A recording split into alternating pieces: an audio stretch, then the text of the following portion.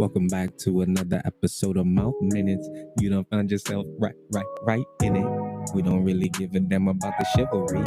We just trying to keep away from the cavities and the negativities and the one, twos, and don't forget the threes and the ups and the downs and the smiles, not the frowns. We don't really give a damn if it's going up, it's going down. I'm telling you right now, you done found yourself right in it, like the chair of a white dentist. Right here at Mouth Minutes. Right here at Mouth Minutes. Put that in your pipe and smoke it. I'm Lee Brody with Mouth Minutes, and I have the honor, the pleasure to be here with the one and only professional boxer, Antoine Alston, also known as Tweezy. My brother, how you feeling today? Man, I'm good, man. I'm blessed. See that, and that's all that matters. So I'm just curious to know, where are you from originally? I'm originally from Durham, North Carolina, born and raised. This is the city. Okay, Durham, North Carolina, a.k.a. the Bull City. Shout out to the Bull City. As you can hear, we are in the gym of Coach Massey right now in Durham, North Carolina. I got a question for you. So which weight classes have you fought in? Weight class 135, super lightweight, and lightweight. Wait, okay. Now, are there any titles that you've held throughout your career in particular? I was a national Golden Gloves champion, Syracuse, New York, platinum Golden Gloves, Southeast. I was the Southeast regional champion, North Carolina Golden Glove champion, several. Hey, this man is putting in work, man, seriously. Okay, so I'm curious to know also, at which age did you become interested in boxing? The age was actually I got introduced to it at 6 years old. 6 years old, but I actually started back at 10, 11 years old, and it was from there. That's when I started my career. Okay, all right. So I'm curious to know, we in here watching you spar, man, looks fantastic. Also would like to know, when it comes to training, are there any specific processes you go through or specific methods you use to train? Man, it's pretty much just staying focused because you know what you got to do. Staying out the way. Staying from others. Focusing on yourself. Just working hard, training hard. Getting up every morning, eating right, running, and taking it from there. Just coming to the gym. Living it. Okay, for sure. So are there any specific training camps you've experienced throughout your career that stands out more than others? Yeah, man, most definitely. Big Bear Lake, California, one of the best training camps in the world. A lot of top fighters, that's where they actually go to train. Sugar Shane Mosley, Triple G, Canelo Anthony. It's a lot of top fighters that be in Big Bear all the time. Right in Big Bear, yeah. Okay, all right. So oftentimes when the story of boxing is told, from the perspective of a boxer, it's mentioned that childhood trauma, bullying, and or broken home led them down a path to become a fighter. Can you relate, or you care to, explore that? Man, the gym is where you want to be. As far as when you're going through something in life, you have a bad background, and you trying to let out bad energy. The best place is to come into the gym. As far as something you don't get at home or something you don't get at home. If you got a lot on your mind, you just come to the gym and let it go, as far as fighting. That's what we love to do. So to make your life better, make your family life better. So, that's just what it is. Okay. So I have to go right into it. Guys, we have a professional boxing Rising Star Showcase. And this is August 24th, 2024 at Net Sports 3717. This is Davis Drive, Mooresville, North Carolina, 27560. Doors open at 6 p.m. First fight is at 7 p.m. There will be food trucks, pop-up vendors, live DJ, and much more. Tickets are available on Eventbrite. General admission is $45. And right now I have to ask, Tweezy, who is your next opponent? Man, my next opponent, man, I really don't know the guy's name, but it's another victim. I'm ready for him. I'm ready. That's what we're talking about. So, even though you don't know who this opponent is, how do you prepare for a fighter? Training hard, focusing on what you got to do, sparring every day, running. Just come to the gym and making it a lifestyle to get yourself prepared for the fight. Yeah, that, guys, is a lifestyle. So now we follow you closely on social media. We came across a post of yours on Facebook, which read, "After 37 years, I will be hanging up my gloves." What made you decide that this is the right time to retire from a passion you've always held?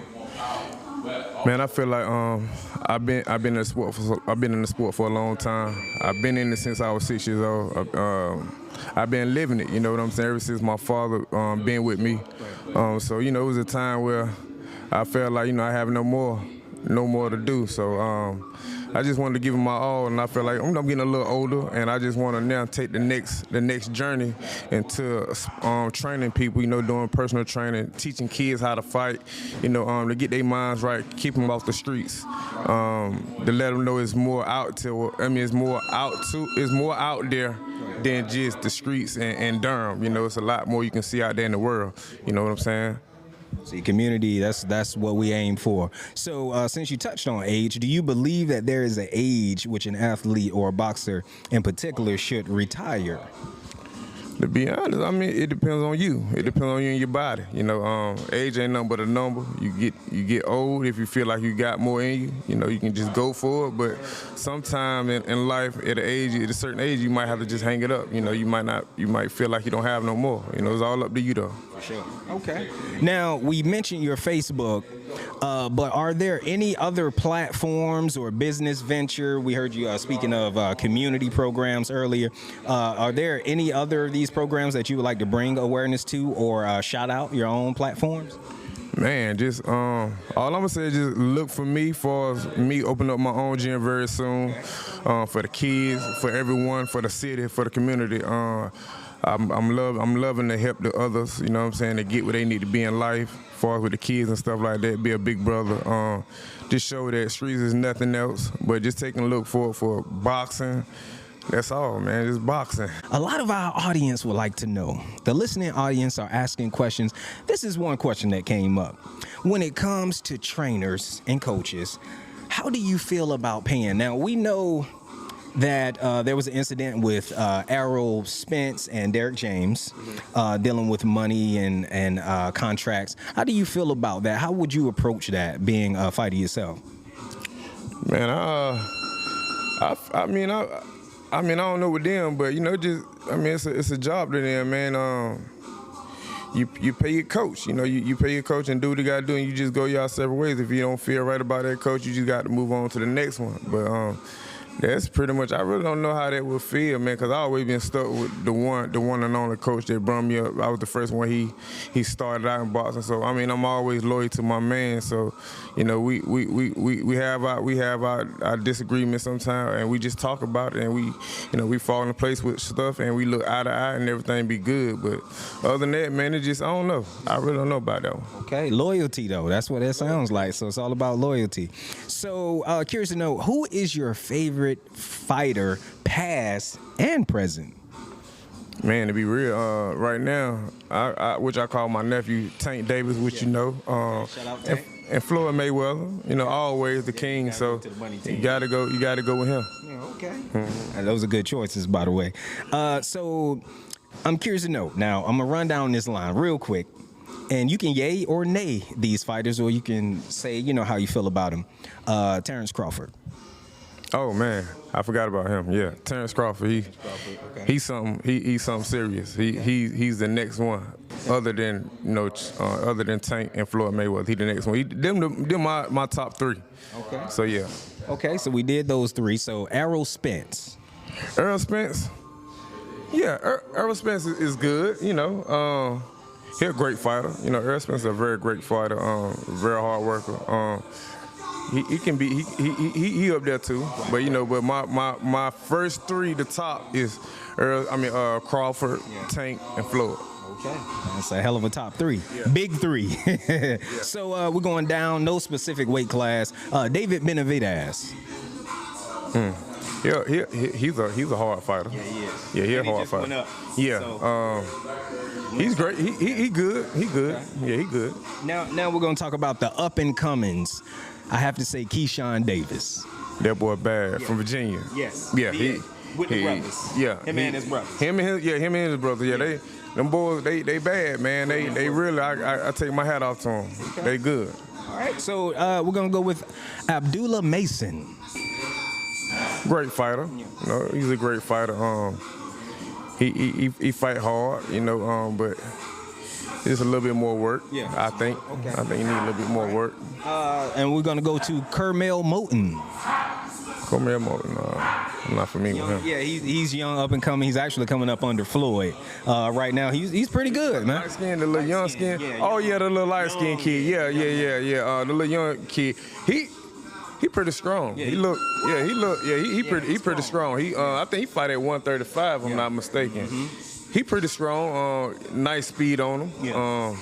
They saying Floyd saying, that can be like the next tank. The next tank, which I think so. You know, just a little bit more time. Right. Okay. Put some more wins up under his belt. He'll be a great fighter in the future. So there's Kid Alston Schofield. Kid Alston. Oh, he's young. The young boy. I know exactly. I forgot where he's from. That boy's strong. He's strong. He cut up. Matter of fact, I follow him on social media, on Instagram. So yeah, his father his father trained him a lot. So that boy train hard. Yes, indeed. And he a hard fighter. Yeah, he go hard. Okay, so I have to throw this out. A lot of people are speaking of this fella, Shakur Stevenson. What is your true opinion? Man, a lot of people, man. I mean, he's skillful. He's skillful, but he not excited fighter though. He not like someone that you actually sit there and wait on to fight. You know what I'm saying? He like who? It was somebody that was like he need to be on the undercard instead of being on being like the main event. You know what I mean?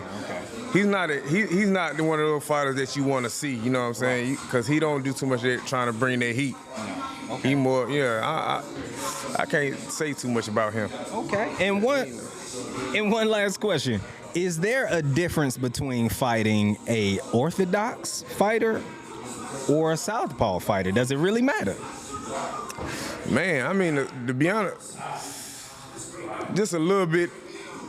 It do kind of matter because you fighting a southpaw, especially orthodox fighters. It's harder to fight southpaws because you got to stay on the outside of their right foot, right? Okay. And you got to stay away from that straight left hook. I mean that straight left. Okay. And it's kind of confusing, but yeah, you get caught, it's over with. But one you don't see coming. Yeah, man. But that southpaw, it's kind of about. It's a little hard, I would say, because I had trouble with it at one point when I was from. I used to hate fighting them southpaws. I used to hate that shit, man. But yeah, it's kind of hard a little bit. Yeah. It's kind of hard, man. You just gotta adapt. You just gotta adapt to it. That's all it is. It's adapt, practice, and practice make perfect. So you just gotta adapt and keep working on it, because them southpaws are slick. They real slick. Right. Man, Tweezy, look, I just wanted to thank you for taking the time to share your passion and a bit of your own career experience with us. We are grateful for the opportunity and your willingness to utilize our platform as your own. I'm Lee Brody, and this is Mouthminutes. Ladies and gentlemen, I have the esteemed pleasure to be here with the one and only Coach Massey. Give it up to him. Woo! Yeah. Coach Massey, curious to know, how long have you been here in Durham, North Carolina? Well, I've been doing this boxing thing for about 30 to 40 years now, close to 40 years actually, if you add my competition time in and my training time. Right, sure. So yeah, absolutely. So what really got you involved in the first place? Like, was it just like sitting back? I know a lot of us sit at home and we watch boxing and we wish and hope, but was that something that you would just, as a child seeing it? Was it something that, your family instilled in you? Or are you talking about coaching or just me boxing? Just the feel for boxing or wanting to get involved in boxing at all? Well, I was like any other kid out there that be getting in trouble. I was always in trouble with my parents and with the law, and people said that I was pretty good with my hands, and so my father purchased a punching bag and put it in the backyard, and the rest was history. And I started learning how to box. Then I went to a gym and learned how to box, and been doing it ever since. Yeah. Stuck with you the whole time. Oh yeah. Hard to break. So as far as the coaching, what kind of got you involved in that on that side? Well, at the present time, I lived in Washington D.C. I was a concert promoter. Shout out Chocolate City. Yeah, no doubt. And they say I'm a traitor because I come to North Carolina. And they say, tell them the D.C. stand for Durham County now. That's a good one. That's good. And they said you went down there and taught them country boys how to fight. But what happened was Twan's dad saw me in the gym because I was just trying to keep my body in shape. And he saw me in the gym. He's like, man, you nice. He said, man, I would love for you to teach my son. And I told him, nah, I don't know how to do no teaching or none of that. I don't want to get involved with that. Yeah. Right. And so eventually I went back, but the time that I was here, he had gave me $200. And I didn't think nothing of it at first. I was like, wow. So when I got back, he said, man, I gave you $200. And I was like, oh, he right. And I was like, oh, I said, so you gonna give me $200 to train your son? So the rest was history. I started training Twan, and then he became pretty good in the amateur ranks, and then other people started wanting me to train him because they was like he couldn't be beat. Right, like man, he was good. Yeah, he was good, and so everybody else started asking me to train him. Then I just stuck with it and been doing it ever since, man. So have you? I would say since we're talking about Twan and different fighters, are there any fighters that you train that really stands out to you that had something special? Because you know from a coach's point of view, who is, Well, I had a kid that reached the Olympics. He was on the Olympic team. He was ranked number 3 in the country, and he went as far as he could go. He fought Earl Spence. He fought Jamel Herring. He beat Jamel Herring a couple of times.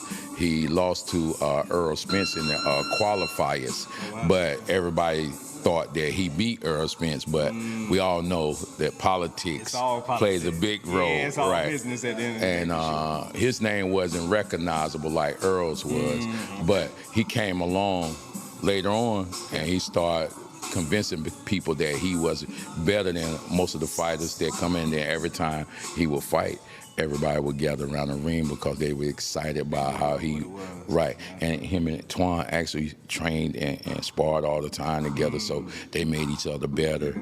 Yeah, but I've had a number of kids that were ranked number 1, number 9. I have another kid that he didn't want to box anymore, so he came under my wing and started becoming a personal trainer. And so he's doing pretty good for himself. His name is Dantes Blue. And so I'm proud of him and how he got his life together, and he's doing pretty good for himself. And I just keep going. My thing is I try to keep these kids out of gangs and try to keep them from hurting one another, and try to make them productive where they can do something with their life. And this is my ministry. And so I'm trying to help them stay away from all. This is a safe haven we have here, and and I've been doing it all myself. I put in all the work, and I just stay consistent. Yeah, that's a big thing. Definitely putting in work on your own. Yeah. So I'm curious to know, from a coach, trainer point of view, you spoke of Earl Spence earlier. So I have to speak on this with Derek James, the whole incident with the contract or not being paid. How do you feel being a coach and a trainer yourself? And the shoe's kind of on the other foot because I asked Tweezy the same thing. Okay. But how would you feel about that? How do you feel about that? It was some issues, I guess, with the contract where he wasn't paid, and some things happened with that. So how do you feel about that from a coach's? Well, it comes with the territory. I've been around a lot of guys that didn't want or think that they need to pay you for your services. But if they were that good, they wouldn't need a coach. The coach is the third eye. Right. And they don't see that. A lot of these kids, they grow up without father figures, and then mainly their mother, so they become emotional, and they can't take constructive criticism. And so it affects them along the way as they're getting older, and they're never used to anything. They never used to having money. They never used to having a car. Right. They never used to having good clothes. Everything new to them, Right. yeah. So they try to take everything, Right. instead of giving you what your due is. And sometimes it has affected me, but at the end of the day, I keep doing what I do because I know what's best.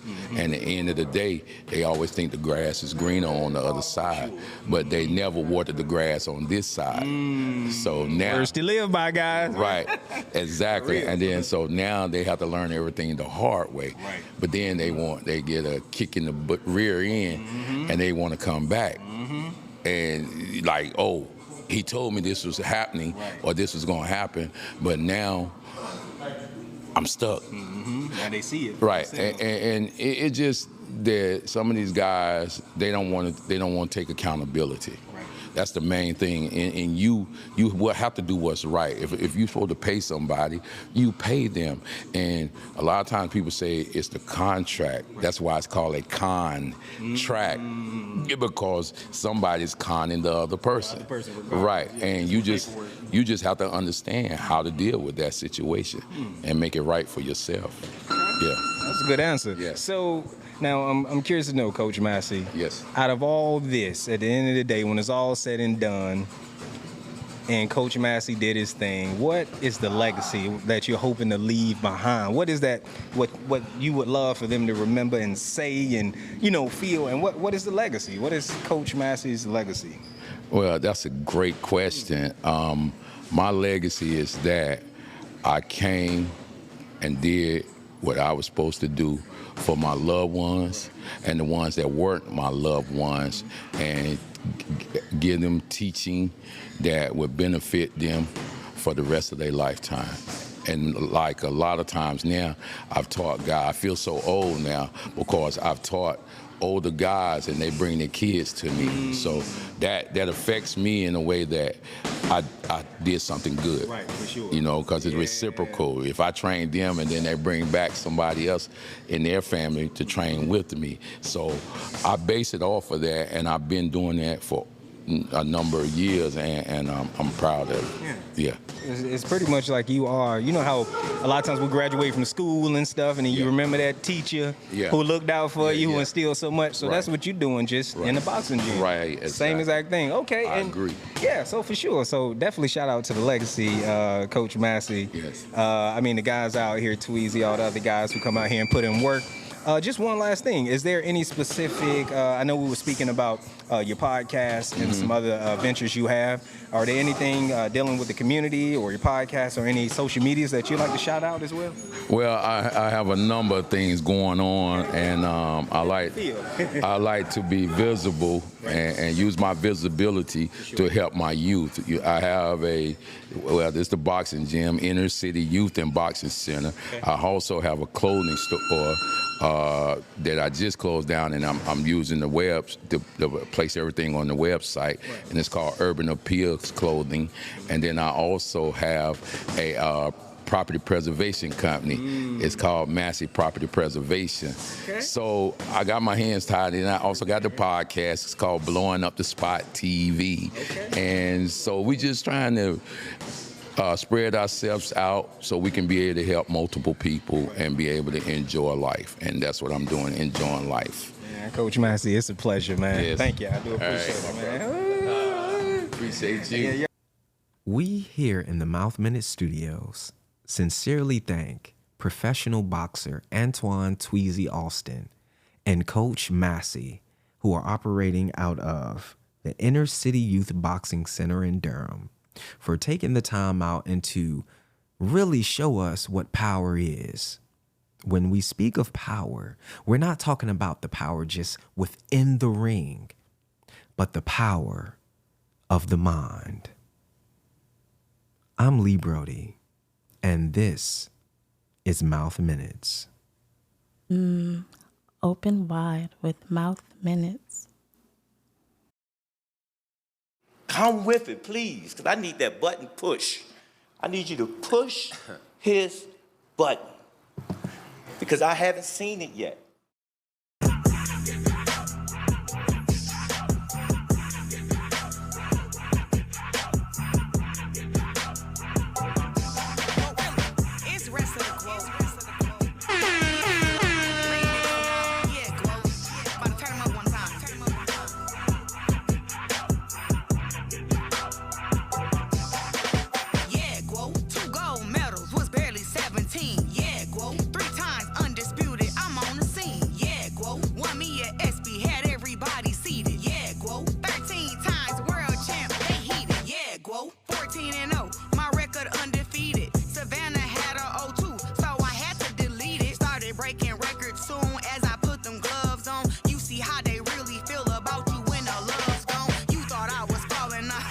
Yeah, you was wrong. It'll be a light year from now. Before my buzz gone, losing people closest to me taught me how to move. Move in silence, never know exactly what I'm about to do. Yeah, you ain't gotta chase it when the cloud is you. You know you doing something right when all they talk about is you. Mention my name the only time that they count the view. Let's negotiate the purse. I'm sure any amount of due. Tryna come for me, at least you come harder. You reap what you sow, nothing but a bum garden. Hater. Even on your best day, you couldn't hurt me. What I look like cutting 30 for a bitch that dropped dirty, nigga. Yeah, G.W.O.A.T. 2 gold medals, was barely 17. Yeah, G.W.O.A.T. 3 times undisputed, I'm on the scene. Yeah, G.W.O.A.T. Won me at SB, had everybody seated. Yeah, G.W.O.A.T. 13 times world champ, they heated. Yeah, G.W.O.A.T. 14-0, my record undefeated. Savannah had a 0-2, so I had to delete it. Yeah, G.W.O.A.T. Think you can take me off of my throne? It don't matter if we settle it pay-per-view or the zone. You gon' Yeah, run up, get done up, run up, get done up. If we beefing, I got you. You feel me?